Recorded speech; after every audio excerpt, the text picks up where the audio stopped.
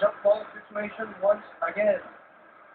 Pero nakikita ng Miami, iba yung offense ngayon ng San Antonio. So now this is a challenge for Coach Stoll and his team, the in-game adjustment. And you know who's not leading this offense now? It's not Tony Parker. In game 1, Tony Parker had 18 field goals made for San Antonio in the first half.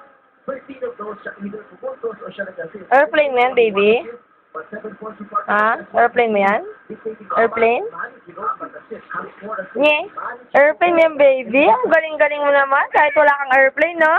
Ang galing-galing mo naman, baby. Sa galing-galing mo. Very good ka talaga. Let's do